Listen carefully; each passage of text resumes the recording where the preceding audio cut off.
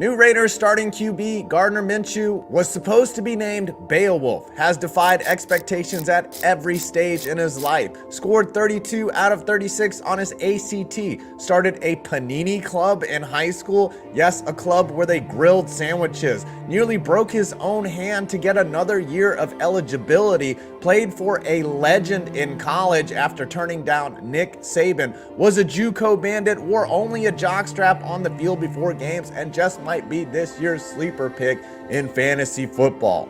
This is everything you need to know about Gardner Minshew, and that's coming up right after this. Some say we're living in good times. In terms of male grooming, life's been really good. And somehow, it's about to get better. Introducing the golden era of ball trimming, the special edition lawnmower 5.0 forged gold. And this is so gorgeous, I'm worried Spanish conquistadors are coming to take it from me. This functional piece of art still has the same great skin-safe technology and interchangeable trimmer heads, one for mowing down the thicker grass and the foil blade for the ultra clean, smooth, glowing finish. Switching between blades is ridiculously easy, and of course there is an LED light which you can use to make your showers golden. Yes, this thing is waterproof, and the Forged Gold Lawnmower 5.0 has extra long battery life along with USB-C charging. So after this video, join the over 10 million men worldwide who trust Manscaped. Head on over to manscaped.com/5-points and get 20% off and free international shipping. Again, that's manscaped.com/5-points from the link below or pinned comment and get 20% off and free shipping. Stay golden, baby. Gardner Minshew II is the kind of character that the NFL doesn't see too often. An eclectic mix of genuine talent, larger-than-life personality, and pure quirkiness. Born in Flowood, Mississippi, Minshew's journey from an unheralded high school player to an NFL fan favorite is filled with twists, transfers, broken expectations, and legendary anecdotes. And pictures like these. It's fitting that his grandfather originally wanted to name him Beowulf Minshew after the Old English hero, but alas, his parents knew that name would make him too powerful. Minshew's high school football career began in a suburb of Jackson called Brandon, Mississippi, where he played for Brandon High School. He traveled with the varsity team as a 14-year-old, and when the starter broke his arm during a game against Petal High School, a pubescent Minshew entered the game and threw a touchdown. They didn't win that game, but they won 5 of their next 6, and by the time Minshew left the school, his record was 42-8, including a trip to the state championship in 2013. And while he held it down on the field, Minshew was out to get that bread, a different kind of bread. He became the founder of the Panini Club in high school, grilling and passing them around the classroom after lifting weights. Yes, this is a true story.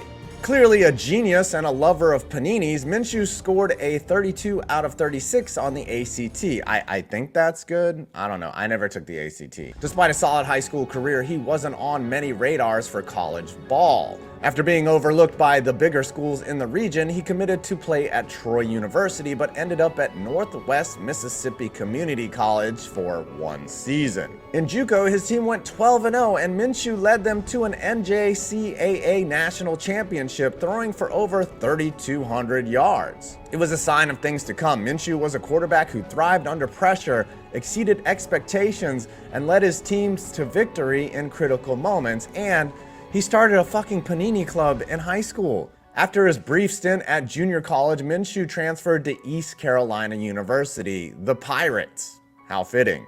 At ECU, he saw sporadic playing time in his first year, but became the starter in 2017. While his time at ECU was solid, it wasn't until he made another transfer, this time to Washington State University, that the legend of Gardner Minshew truly began. He initially planned to go to Alabama as a backup and potentially segue into a future coaching career under Nick Saban, with the Tide offering him a 2-year grad assistant program after 2018. However, then Washington State head coach Mike Leach called him and offered him a different path. He said, "Do you want to lead the nation in passing? Plus, how do you turn down the late Mike Leach, a devout lover of axes?" Well, I play with it in front of the TV. You know, I look at it and I touch it and I play with it in front of the TV. It's called a bearded axe. In 2018, under Leach's air raid offense, Minshew lit up the Pac-12. He threw for 4,779 yards, 38 touchdowns, and just 9 interceptions, setting multiple school records in the process. Known for his iconic mustache, aviator sunglasses, and headbands, Minshew embraced the Minshew mania that took over Wazoo. Minshew loved playing at Washington State so much he nearly broke his own hand with a hammer to get a medical red shirt and extend his college eligibility. Although he didn't go through with it, the sheer audacity of the attempt cemented his status as the ultimate competitor. I am not breaking my hand for any fucking reason. On the field, Minshew was a maestro. He guided Washington State to an 11-2 season, including a thrilling Alamo Bowl win, and finished 5th in the Heisman Trophy voting.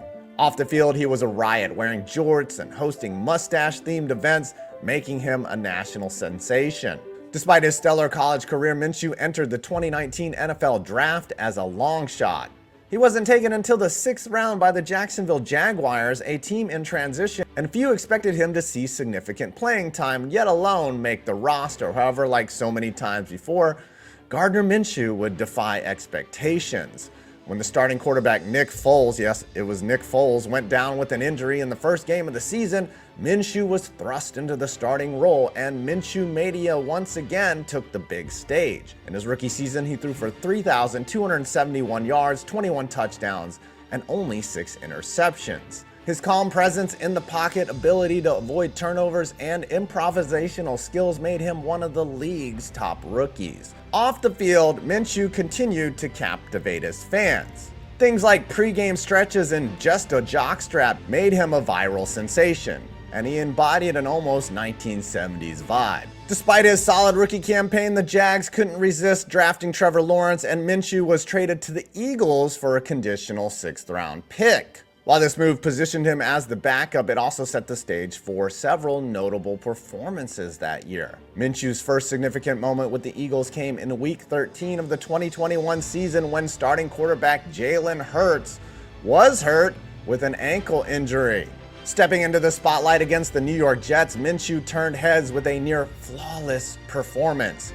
He completed 20 of 25 passes for 242 yards and 2 touchdowns, leading the Eagles to a 33-18 victory. His stellar first half featured a perfect 158.3 passer rating, and he tied a record set by Donovan McNabb, boasting a 93.3 completion rate in the first half. Despite his success, Minshew remained driven for more.